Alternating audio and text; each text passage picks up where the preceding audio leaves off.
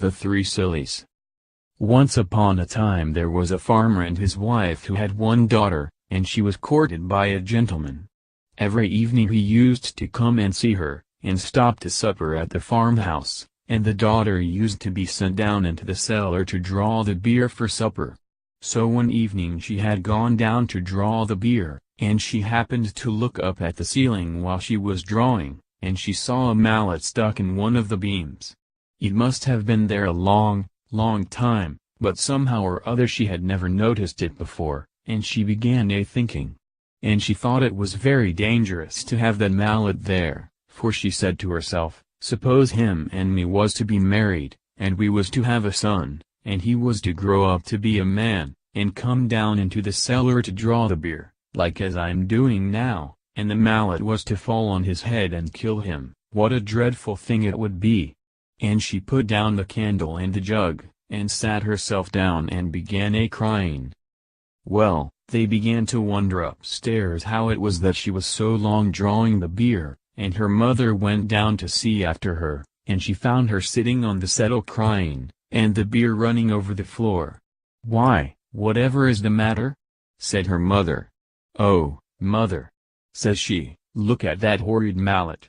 Suppose we was to be married, and was to have a son, and he was to grow up, and was to come down to the cellar to draw the beer, and the mallet was to fall on his head and kill him, what a dreadful thing it would be. Dear, dear, what a dreadful thing it would be," said the mother, and she sat down aside of the daughter and started crying too.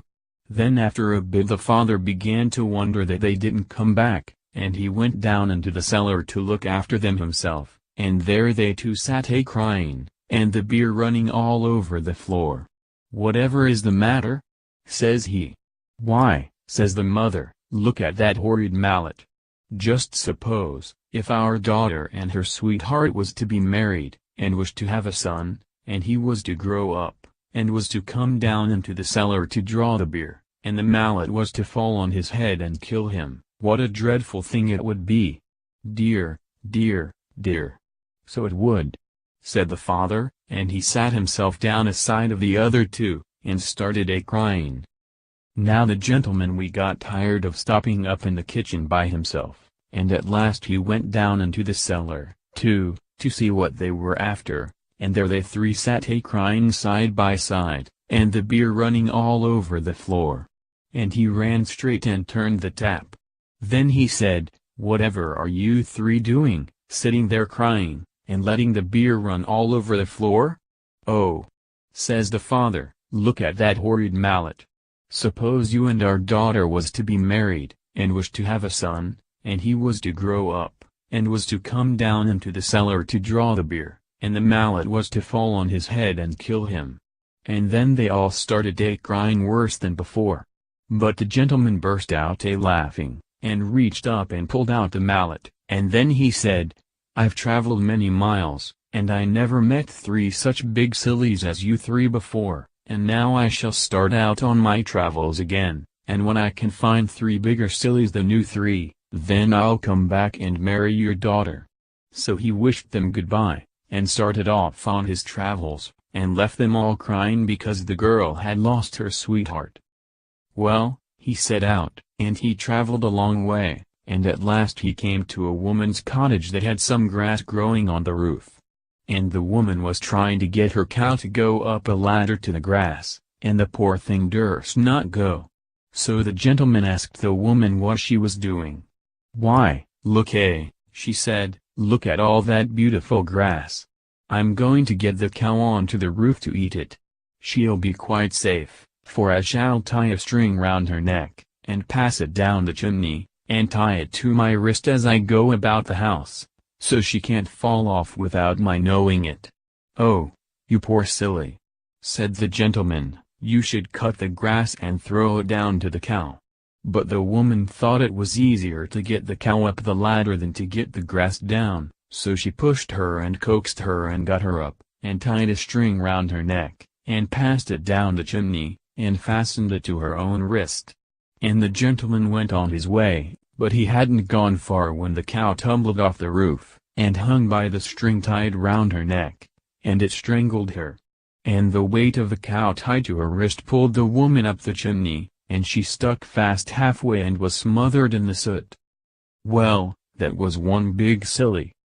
And the gentleman went on, and he went to an inn to stop the night, and they were so full at the inn that they had to put him in a double-bedded room, and another traveler was to sleep in the other bed.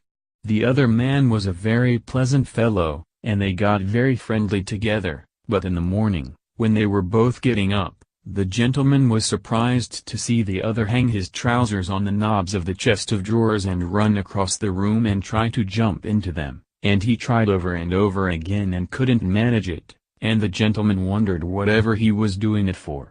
At last he stopped and wiped his face with his handkerchief. "Oh dear," he says, "I do think trousers are the most awkwardest kind of clothes that ever were. I can't think who could have invented such things. It takes me the best part of an hour to get into mine every morning, and I get so hot. How do you manage yours?" So the gentleman burst out laughing, and showed him how to put them on, and he was very much obliged to him, and said he never should have thought of doing it that way. So that was another big silly. Then the gentleman went on his travels again, and he came to a village, and outside the village there was a pond, and round the pond was a crowd of people. And they had got rakes, and brooms, and pitchforks reaching into the pond, and the gentleman asked what was the matter.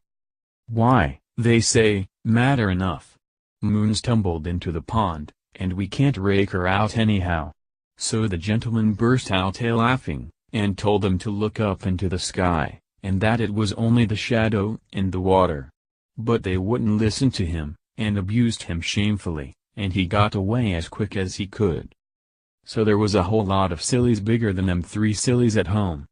So the gentleman turned back home and married the farmer's daughter, and if they didn't live happy forever after, that's nothing to do with you or me.